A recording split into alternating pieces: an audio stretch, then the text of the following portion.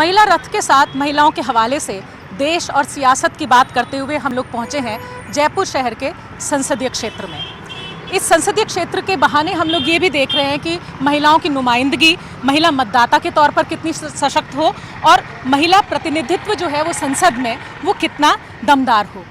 अगर जयपुर शहर के संसदीय क्षेत्र की ही बात करें तो इसका इतिहास अगर हम देखें तो यहाँ से स्वतंत्र पार्टी की उम्मीदवार के तौर पर जयपुर राजघराने की गायत्री देवी ने 1962, 67 और 1971 का चुनाव यहाँ से जीता था, लेकिन उसके बाद से कोई भी महिला सांसद जयपुर शहर के चुनाव क्षेत्र से जीतकर संसद में नहीं पहुंची। लेकिन अगर राजस्थान का हम लोग हवाला लें तो राजस्थान से अब तक चुने गए 412 सांसदों में से 17 नेत्रियों ने 24 बार संसद में राजस्थान का प्रतिनिधित्व किया है। इस बार खुशहाली का रास्ता कैसे खोजेंगी और महिला मतदाता खास तौर से इस जमहूरियत में अपनी भूमिका कैसे निभाएंगी काबिल प्रत्याशी चुनकर, जानते हैं हम लोग उन्हीं से बात करने और चलते हैं अलग अलग इलाकों। 17वीं लोकसभा के चुनाव की 543 सीटों के लिए चुनाव होने हैं। हम लोग राजस्थान के अलग अलग संसदीय क्षेत्रों में दौरा करके जयपुर के संसदीय क्षेत्र में पहुंचे हैं और राजस्थान में क्योंकि 25 सीटें हैं संसदीय क्षेत्र में और जयपुर के संसदीय क्षेत्र की महिलाएं हैं, इनका क्या सियासी रुख है और आप लोग क्या सोचती हैं, आप लोगों से बात करते हैं। साथ में आइए महिला रथ। जयपुर के संसदीय क्षेत्र में हम लोग हैं महिला मतदाताओं के साथ में। अगर पूरे देश के चुनाव का हम लोग थोड़ा सा उस पर नज़र डालें तो 7 चरणों में चुनाव है और शुरुआती जो रुझान है चुनावों के उसमें ये समझ में आया कि महिलाओं ने बहुत बढ़ चढ़कर चुनाव में हिस्सा लिया है और इस बार के जो मोटे मोटे से आंकड़े आए हैं उसमें 75% के आसपास महिलाओं ने मतदान किया, यानी 4% पुरुषों के मुकाबले अभी आगे हैं। राजस्थान में क्या रुझान रहेगा इसको जानने के लिए, क्योंकि जयपुर के संसदीय क्षेत्र में दूसरे चरण में चुनाव है और महिलाओं की क्या अपेक्षा है, महिला मतदाता क्या सोचते हैं, किन मुद्दों पर उनका ध्यान ज़्यादा है, इस बारे में थोड़े से बातचीत करके महिलाओं से ही जानते हैं। क्या रुख नज़र आ रहा है इस बार चुनावों में आपको? चुनाव में देखो रुख तो ये नज़र आ रहा है कि महिलाएं बढ़ चढ़कर भाग ले रही हैं और महिलाएं ऐसी सरकार चाहती है जो उनके बारे में सोचे। 33% आरक्षण को लेकर संसद यानी पंचायती राज में तो पहले से ही था, लेकिन संसद तक विधानसभा में भी जाकर बैठे महिलाएं, क्योंकि हमेशा पुरुष प्रधान देश रहा है तो महिलाओं को भी मौका मिलना चाहिए, महिलाएं भी अपनी बात रखें और महिलाओं के बारे में सोचे। जैसे महिलाओं के साथ कई बार शोषण हुआ है। बीजेपी सरकार में पिछली बार 2017 में राजस्थान तीसरे पायदान पर रहा था विश्व में। दुष्कर्म की जो घटनाएं हैं उससे हर महिला ही नहीं पूरे प्रदेश का हर नागरिक परेशान होता है और इन दिनों भी लगातार हम सुनने और देखने को लगातार मिल रही हैं इस तरह की घटनाएं। आपकी क्या उम्मीदें थी जो पिछले सालों में कुछ पूरी हुई क्या, और अभी क्या उम्मीदें हैं जो होनी बाकी है? नहीं, मेरा नाम संगीता माथुर है और जो भी उम्मीद हमने उनसे लगाई थी एक भी उम्मीद पूरी नहीं हुई है और रेप तो इतने ज़्यादा हुए हैं, छोटी छोटी बच्चियों तक को उन्हें नहीं छोड़ा है, तो उसके लिए कोई एक्शन भी नहीं हो रहा है कि कोई एक्शन लिया जाए या बच्चों को कोई सुरक्षा दी जाए। यहाँ तक कि महिलाओं के साथ भी कोई सुरक्षा नहीं मिल पा रही है। आपको क्या उम्मीद है कि महिलाएं ताकत से अपना वोट देंगी तो ऐसे मुद्दे वो कौन से सामने रखेंगी कि जिन पर उन्हें उम्मीद है कि कुछ बदलाव होना ज़रूरी है?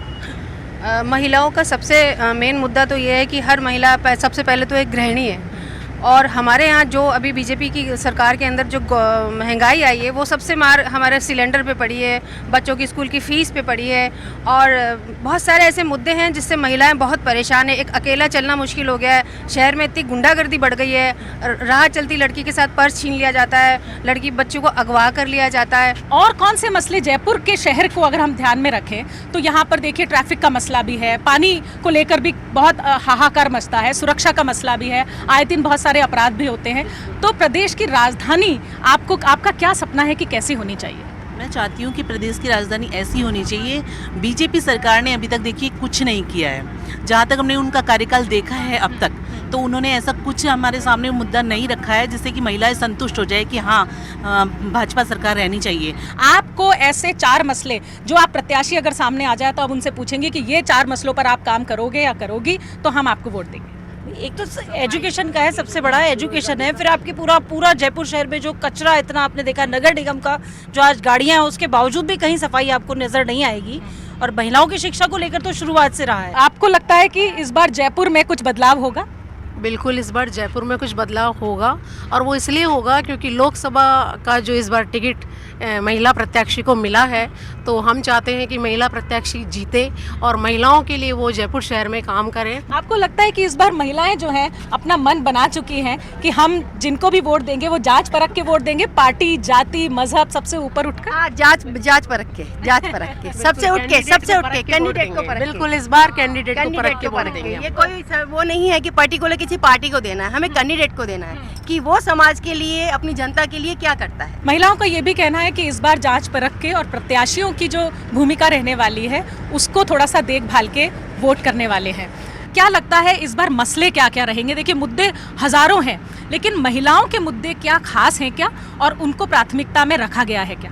सबसे पहला मसला तो यही रहेगा, महिलाओं की सुरक्षा। सबसे बड़ा इस टाइम महिलाओं के लिए यही है। शाम होते ही घर में मम्मी पापा को ये टेंशन हो जाती है, शाम हो गई बेटी घर नहीं आई, क्योंकि आए दिन या दुष्कर्म के मामले सामने आ रहे हैं। वादे तो हर साल हर सरकार करती है, हर पार्टी करती है, कितने पूरे हो पाते हैं? वादों पर भरोसा है क्या आपका? बिल्कुल नहीं मैम, अब तो भरोसा बिल्कुल उठ गया सरकार से। इतने वादे किए मोदी सरकार ने, लेकिन जब रिजल्ट सामने आया तो एकदम निराशाजनक था। तो उससे क्या, हमें ऐसी सरकार नहीं चाहिए जो सिर्फ बोलने वाली हो, हमें एक ऐसी सरकार चाहिए जो कुछ करके दिखाए। अगर हम मोटा मोटा आंकड़ा देखें तो केवल 4 महिलाएं जो हैं वो कांग्रेस पार्टी की तरफ से हैं, और 3 महिलाएं जो हैं, क्योंकि दौसा का टिकट भी फाइनल हुआ है, तो 3 महिलाएं भाजपा की तरफ से भी मैदान में खड़ी हैं।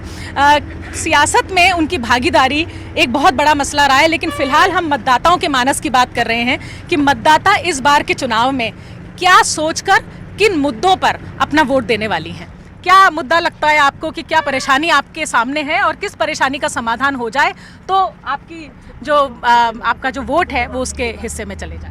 हम तो यह खबर चाहते हो भाई, मेरा धंधा भी नहीं है, बजरी बंद हो गई है। चौकी चौकी पर रोज के आते जाते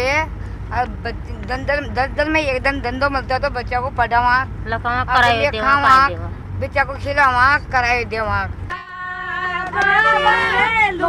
लोक संगीत राजस्थान की खास पहचान भी है, और देखिए सियासी रंग में जब गीतों और मस्ती का रंग चढ़ जाए तो फिर नज़ारा कुछ अलग होता है। सांगानेर के इलाके से हम लोग चल रहे हैं जयपुर के और संसदीय इलाका है पूरा, वहाँ पर बातचीत करने, और मुझे लगता है ये मस्ती का रंग और जो चुनाव का रंग है ये चढ़ा रहेगा। इस बार के चुनाव में 2 चरणों में चुनाव है राजस्थान में, और लगता है कि भरपूर भागीदारी महिलाओं की रहेगी। जयपुर शहर यानी छोटी काशी, धर्म, संस्कृति और धरोहर की नगरी। जयपुर संसदीय क्षेत्र में आता है ये इलाका, और यहाँ पे हम महिला मतदाताओं से बातचीत करेंगे और उन्हें अपने रथ में बैठाकर बहुत सारे मसले हैं जो उनसे जानेंगे और समझेंगे। आप लोग आइए। जयपुर शहर में हम लोग मौजूद हैं। जयपुर शहर जयपुर संसदीय क्षेत्र में आता है, और यहाँ पर आधी आबादी क्या कुछ कहना चाहती है और सियासी तौर पर किस तरह से अपना मत इस बार देंगी, ये बातचीत करने के लिए हमारे साथ आज शहर की बहुत सारी महिलाएं हैं। और राजस्थान में आप यूँ देखिए कि सांस्कृतिक और सामाजिक तौर पर महिलाएं हमेशा से मुखर रही हैं, लेकिन इस बार ख़ास तौर से इस बार के चुनावों में किन मसलों को लेकर वो खड़ी रहेंगी और किस तरह से अपना मत तय करेंगी। आप जयपुर शहर से हैं जी। वोट दिया था विधानसभा में भी? जी दिया था जी। हाँ। कैसे देती हैं वोट आप? ये मतलब सच सच बताइए, क्योंकि हम मानते हैं कि महिलाएं जो हैं ऑब्जर्व बहुत करती हैं, देखती भालती हैं, पर बोलती उतना आसानी से नहीं है। सबसे पहले तो किसी पार्टी को वोट न दे के ऐसे इंसान को वोट देना चाहिए, दिया है जो प्रत्याशी देकर कि जो इस देश के लिए, समाज के लिए कुछ कर सके, उस इंसान को वोट दिया। सबसे पहला कहने को तो आज हम बहुत मॉडर्न हो गए, लेकिन आज भी कहीं ना कहीं लड़की और लड़के दोनों में भेद होता है, भेदभाव होता है। ये हर दूसरे तीसरे घर में ये आपको मिल जाएगा कहीं ना कहीं। आपने भेदभाव की जो बात कही, आपको लगता है क्या कि राजनीति के पास इस बात का समाधान है? यस, अगर चाहें तो हर चीज़ का समाधान है। जो आज एक लेडीज है, सुरक्षित भी अपनों से ही है और असुरक्षित भी अपनों से ही है। अपने ही ऐसे कुछ लोग हैं जो अपने ही सोसाइटी में उसे नुकसान पहुंचा रहे हैं। अगर वो चाहें तो सामना करके उनके प्रति खड़ी हो सकती है और अपने आप को सुरक्षित कर सकती है।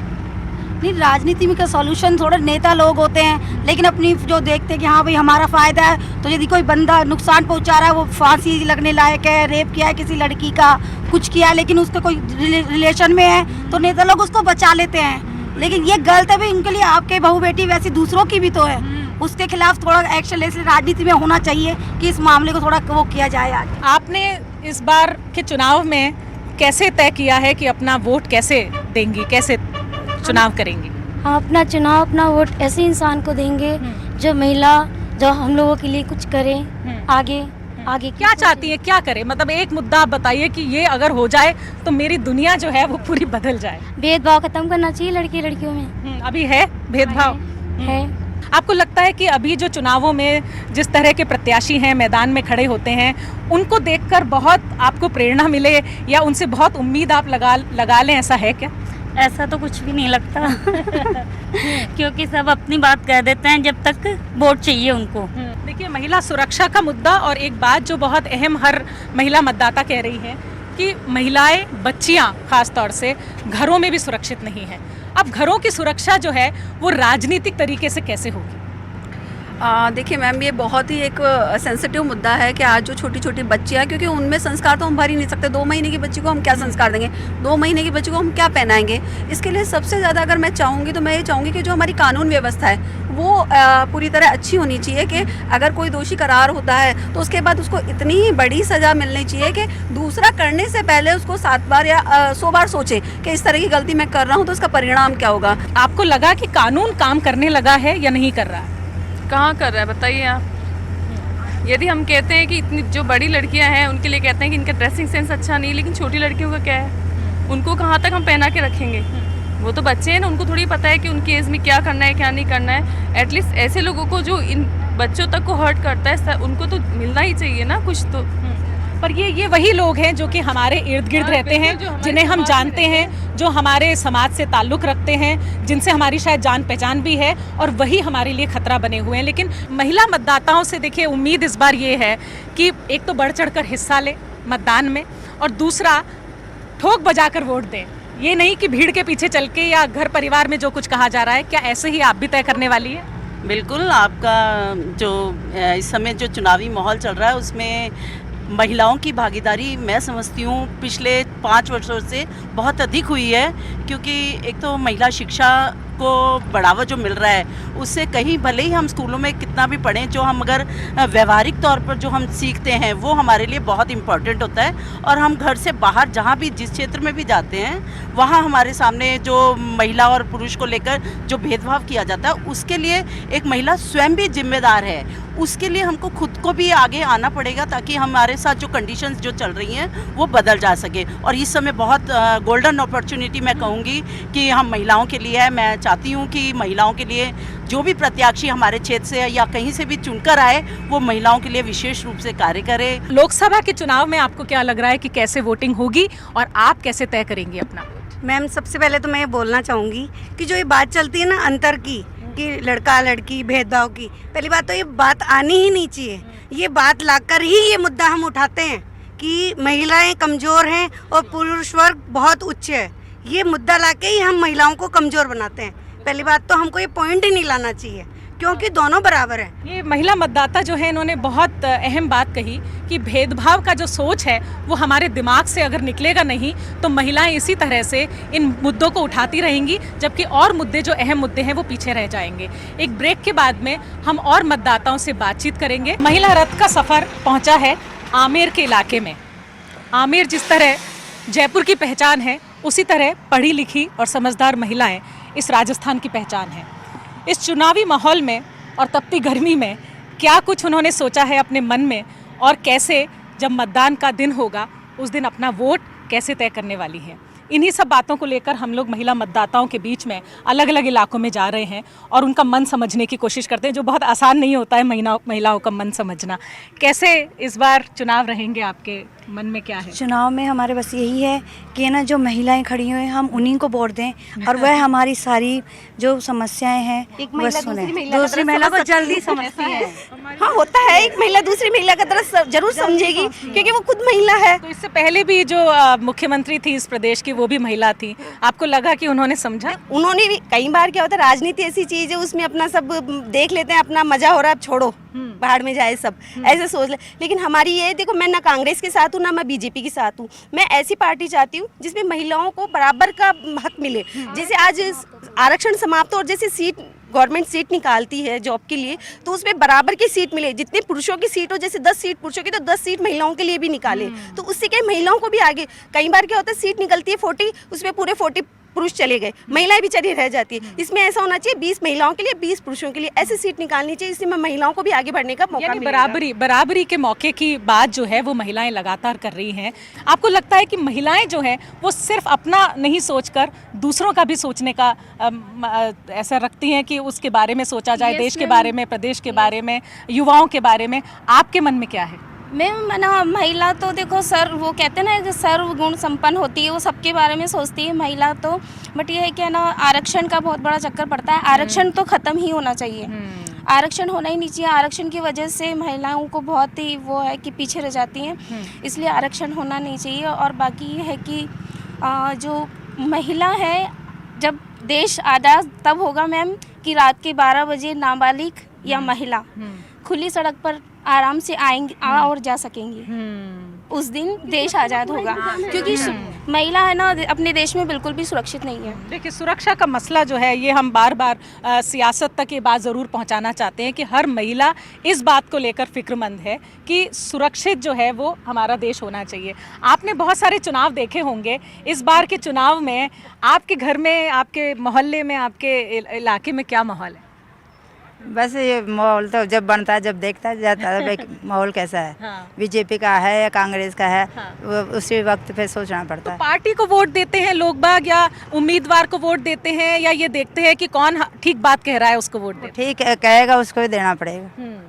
इस बार के चुनाव में खास तौर से और पहले के चुनाव में भी हमने ये देखा कि बातचीत जब होती है तो बातचीत का स्तर जो है खास तौर से चुनावों में वो बहुत ठीक नहीं है। इस बार भाषा का स्तर हो, बर्ताव का स्तर हो, इस तरह की माहौल हमें देखने को मिल रहा है। क्या आपके लिए ये बात अहम रखती है कि प्रत्याशी क्या बोलता है, क्या कहता है, किस तरह से व्यवहार करता है? हाँ, व्यक्ति अभिव्यक्ति की जो स्वतंत्रता मिली हुई है ना, उसका बहुत ज़्यादा गलत उपयोग किया जा रहा है इस राजनीति में। आजकल नहीं देखा जाता, यहाँ तक कि भगवानों को भी नहीं छोड़ा जा रहा है आजकल। तो हर चीज़ में गलत, हर दूसरे के बारे में, नेताओं के बारे में, महिलाओं के लिए भी कई प्रकार के शब्द। आपके लिए ये भी देखने और परखने की बात रहती है क्या कि प्रत्याशी ठीक भाषा में बात कर रहे हैं, ठीक बात कह रहे हैं, वादे जो कहना चाहते हैं वो हम तक पहुँचा रहे? क्या मायने रखता है आपके लिए? मैम, ये हम जानते हैं वाणी में स्पष्टता होती है, वाणी में मिठास होती है ना, हर किसी के मन को मोह लेती है। अगर वो वाणी खराब होगी तो फिर हम कुछ कर नहीं सकते।